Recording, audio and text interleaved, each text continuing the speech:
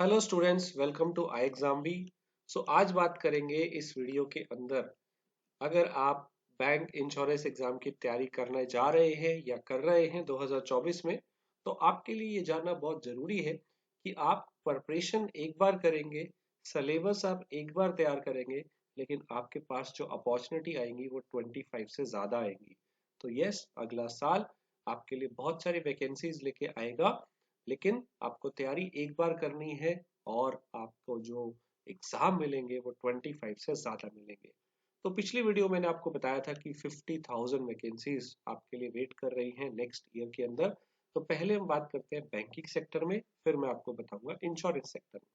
Banking में SBI, state bank of India, अपने आप में एक ब्रांड है। ये अपने पेपर खुद से निकालता है। प्लस जो बाकी जितने भी हमारे नेशनलाइज्ड बैंक हैं, वो आईबीपीएस के थ्रू अपना पेपर निकालते हैं। Right, institute of banking personal selection जिसको बोलते हैं, इसमें सारे बैंक होते हैं जो पार्टिसिपेट करते हैं। अब यहाँ पे बैंक में कौन कौन से पेपर हैं? सबसे पहले 6 बड़े एग्जाम हैं। SBI PO, probationary officer, PO का फुल फॉर्म। एसबीआई में क्लर्क का पेपर भी निकलता है। इसके अलावा आईबीपीएस, जो मैंने अभी आपको बोर्ड बताया, सारे बैंक का बोर्ड, इसका पीओ और इसका क्लर्क भी निकलता है। आईबीपीएस में आरआरबी भी होता है। आरआरबी का मतलब होता है रीजनल रूरल बैंक। तो रूरल बैंक, जो ग्रामीण बैंक आपने देखे होंगे, उनका पीओ और क्लर्क का पेपर अलग से निकलता है। तो ये 6 बड़े एग्जाम हैं जो हर साल निकलते हैं। इसमें से ये जो 4 एग्जाम है नीचे वाले, ये कैलेंडर इसका फिक्स होता है और ये आने वाला है। जनवरी के अंदर आपको पता चल जाएगा कि इसके एग्जाम कब होने हैं। और ये एग्जाम जो है second half of the year में ही होते हैं। एक्चुअली अब एसबीआई भी आपका लास्ट में ही होता है, नवंबर दिसंबर में। और ये जो बाकी एग्जाम है ये आपका अगस्त से लेके दिसंबर तक चलते रहते हैं। ठीक है, तो second half of the year में ये वाली सारी अपॉर्चुनिटीज आती हैं और ये फिक्स है, आते ही हैं हर साल। ठीक है, इसके अलावा स्टूडेंट्स और भी बहुत सारे एग्जाम होते हैं। आरआरबी का एसओ भी होता है। ये जनरली वर्किंग लोगों के लिए होता है। वर्किंग लोगों के लिए और भी बहुत सारे एग्जाम होते हैं। आईबीपीएस का एसओ भी होता है। ये ज्यादातर जो है स्पेशलाइजेशन लोगों के लिए होता है, राइट, जिनकी प्रोफेशनल डिग्री है उनके लिए। और कई इंडिविजुअल बैंक अपना पेपर अलग से निकालते हैं, जैसे Jammu Kashmir, Nainital, syndicate, bank of Baroda, bank of India. ऐसे कई सारे पेपर अलग से पूरे साल भर निकलते रहते हैं। और आईडीबीआई का पेपर भी हर साल आता है, IDBI assistant manager, IDBI executive. तो आप देखेंगे बैंक में ही ढेरों एग्जाम है जो निकलते रहते हैं, राइट। इसके अलावा बात करें तो सेम तैयारी जो आप बैंक के लिए करेंगे, वही सेम तैयारी इंश्योरेंस सेक्टर के लिए भी काम आएगी। इंश्योरेंस में हम जानते हैं बहुत सारी कंपनीज है। एलआईसी है, जनरल इंश्योरेंस है, एनआईसीएल है, एनआईएसीएल है, यूनाइटेड इंडिया इंश्योरेंस है और ईएसआईसी भी है। ऐसी बहुत सारी इंश्योरेंस कंपनीज हैं जो गवर्नमेंट है और इसके पेपर भी निकलते रहते हैं। इंश्योरेंस सेक्टर में भी ढेरों अपॉर्चुनिटी आती हैं। एलआईसी डबल एओ, LIC ADO, LIC assistant, NIACL में एओ और असिस्टेंट, एनआईसीएल में एओ, जीआईसी में असिस्टेंट मैनेजर, ईएसआईसी में यूडीसी। इसके अलावा स्टेनोग्राफर और भी बहुत सारी पोस्ट होती हैं इसके अंदर निकलती हैं। जो AIC agriculture insurance company, LIC में एचएफएल होम फाइनेंस वाले जो होते हैं वो, और यूआईआईसीएल में असिस्टेंट अभी भी निकला है, ये जस्ट अभी निकला हुआ है नोटिफिकेशन। एंड एओ। ऐसी बहुत सारी पोस्ट हैं जो इंश्योरेंस सेक्टर में हर साल आती रहती हैं। ये वाले ऐसे एग्जाम है जो जरूरी नहीं है हर साल आते हैं। ये वाले एग्जाम कोई 1.5 साल के बाद, कोई 2 साल के बाद, कोई 2.5 साल के बाद, कोई 3 साल के बाद, ऐसा होता है। तो इंश्योरेंस सेक्टर में ऐसा नहीं है कि आपको हर साल वैकेंसी देखने को मिलेगी। ये थोड़ा सा टाइम लेती है, 1.5-2 साल के बाद ही ये नोटिफिकेशन आते हैं। लेकिन हर साल आपको कुछ ना कुछ नोटिफिकेशन इंश्योरेंस सेक्टर से भी देखने को मिलते हैं। तो अगर मैं आपको एक आइडिया बताऊं बैंकिंग और इंश्योरेंस के ये एग्जाम, तो जैसे मैंने बैंक के आपको इतने सारे एग्जाम बताए थे, लगभग आप मान लीजिए कि आपको 12-13 एग्जाम वो वाले मिल जाते हैं और ये 6-7 एग्जाम आपको ये वाले मिल जाते हैं। तो कम से कम अगर मैं बोलूँ तो 18-19, या इसमें से आप लीस्ट मान के चलिए कि 16-17 अपॉर्चुनिटी आपको हर साल मिलेंगे ही मिलेंगी। इतने एग्जाम तो आपको हर साल मिलेंगे। तो ये हो गया बैंक और इंश्योरेंस के। लेकिन आप इसी सिलेबस के बहुत सारे अदर रेगुलेटरी, सुपरवाइजरी और अलग बॉडीज जो है, उनके पेपर भी आप दे सकते हो। जैसे आरबीआई में असिस्टेंट निकलता है, वो बैंकिंग पैटर्न पे होता है। जैसे नाबार्ड है, इसमें डेवलपमेंट असिस्टेंट निकलता है। ऐसे बहुत सारे और भी इसमें बड़े पेपर होते हैं, मैं उनकी बात अभी नहीं कर रहा हूँ। एनएचबी है, और एनपीएस में ग्रेड ए होता है, ईसीजीसी पीओ है। इसके अलावा आपके पास ईपीएफओ में असिस्टेंट निकलता है, एसएसए निकलता है, एफसीआई के ढेरों एग्जाम होते हैं, एग्जिम बैंक है। इसके अलावा भी बहुत सारी रेगुलेटरी बॉडी, सुपरवाइजरी बॉडी और अदर बॉडीज हैं जिनके पेपर निकलते रहते हैं। आप मान के चलिए 10 पेपर ऐसे और आते हैं, और पहले आपको मैंने बताया 16-17, तो मान के चलिए 25 एग्जाम ऐसे हैं जिनका सिलेबस एकदम सेम है। वही तैयारी बैंकिंग में, वही तैयारी इंश्योरेंस में, और वही इन रेगुलेटरी, सुपरवाइजरी और बॉडीज में। तो आप एक बार तैयारी करेंगे, इन सारे एग्जाम की अपॉर्चुनिटी आपके सामने आ जाएगी। और अगर आप 25 एग्जाम पूरे साल में देंगे और आप मेहनत कर रहे हैं, तो ऐसा हो ही नहीं सकता कि आपके पेपर क्लियर ना हो। अब सिलेबस की बात करते हैं। स्टूडेंट्स, आपको हर एग्जाम में ये 4 सब्जेक्ट कॉमन मिलेंगे: मैथ्स, रीजनिंग, इंग्लिश और जीए। मैथ्स को क्वांट बोला जाता है, तो क्वांट, रीजनिंग, इंग्लिश एंड जीए आपको हर जगह मिलेगा। इसका सिलेबस आप एक बार देख लीजिए, यही आपको हर एग्जाम में ज्यादातर देखने को मिलेगा।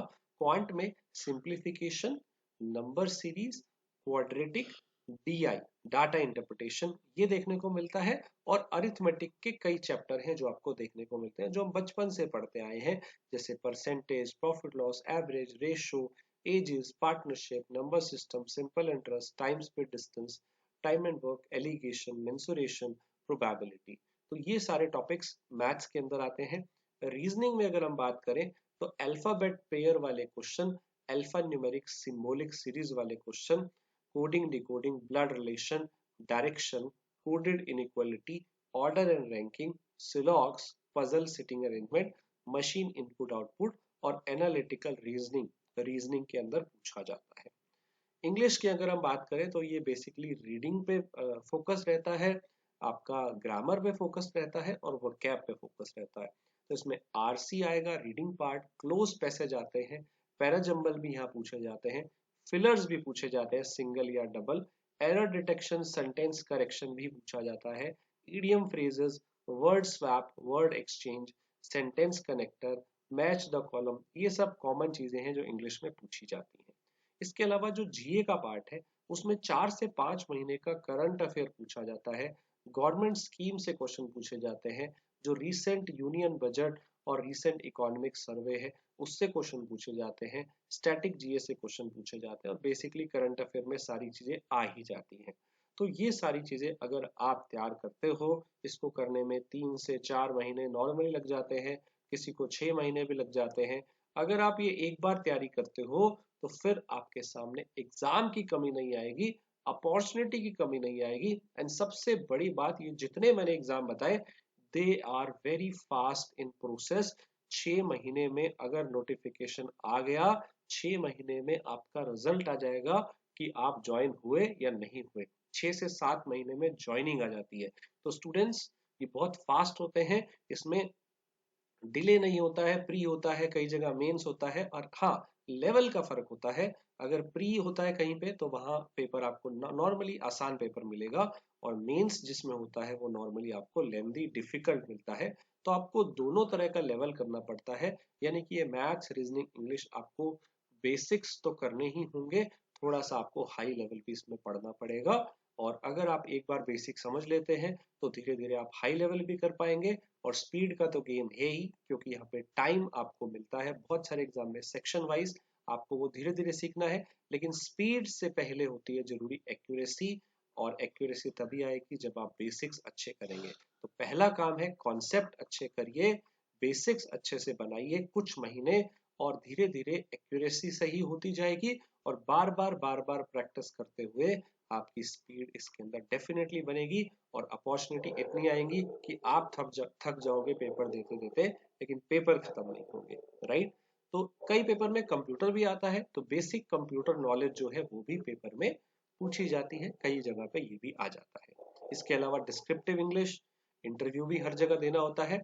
हमारे बहुत सारे स्टूडेंट हैं जो आईबीपीएस के अंदर, एसबीआई के अंदर हर साल सिलेक्ट होते हैं। आप उनकी सक्सेस स्टोरीज भी देख सकते हो। एंड स्टूडेंट, हमारे पास एक special super pack course available है फॉर 2024 एग्जाम। इसकी सबसे बड़ी खास बात इसके एक्सक्लूसिव फीचर हैं। आइए इसके बारे में जानते हैं। इसमें आप फैकल्टी के साथ वन ऑन वन इंटरेक्शन कर सकते हो, आपको वो गाइडेंस बताते हैं, स्ट्रैटेजी बताते हैं। एक्सक्लूसिव मॉक टेस्ट यहाँ देखने को मिलता है, पर्सनलाइज्ड एनालिसिस यहाँ पे आपको मिलता है। एक्सक्लूसिव मॉक टेस्ट को पूरा पूरा पर्सनलाइज आपको फैकल्टी वन ऑन वन में गाइड करते हैं कैसे आपको पेपर एनालाइज करना है। और मेंटर का सपोर्ट मिलता है, कोई भी डाउट हो एक ईमेल आईडी अलग से मिलता है डाउट्स पूछने के लिए, और हर वीडियो के नीचे आपको आस्क डाउट का फीचर मिलता है। अमेजिंग फीचर है। आपके 101 के बेसिस पे आपको पर्सनलाइज स्टडी प्लान यहाँ पे दिया जाता है और रेगुलर गाइडेंस स्ट्रैटेजी मॉनिटरिंग कर सकते हो। बैंकिंग के एस्पिरेंट्स ज्यादातर हेजिटेट करते हैं पूछने के लिए, तो यहाँ पे आपको 101 फीचर मिलता है। अलग से आपके ग्रुप्स भी बनाए जाते हैं जहाँ पे आप इजीली डाउट्स पूछ सकते हो। तो ऐसे ही अमेजिंग फीचर इस कोर्स में मिलते हैं जिसमें आप 50% फास्टर प्रिपरेशन करते हो with crisp content and the best faculty. Enrol in our super pack course for 2024 banking and insurance exam. Students, इसमें आप 1 ईयर 2 ईयर का जो भी प्रोग्राम लेना चाहो आप ले सकते हैं। So we prepare you 50% faster. I hope आपको ये वीडियो अच्छा लगा होगा। हमारे इस चैनल को सब्सक्राइब करिए, बेल आइकन दबाइएगा एंड कमेंट में लिखिएगा अगर आपका कोई भी क्वेरी है तो। और इस नंबर पे कॉल कर सकते हैं अगर आपको कोर्स से रिलेटेड कोई भी जानकारी चाहिए। Thank you everyone.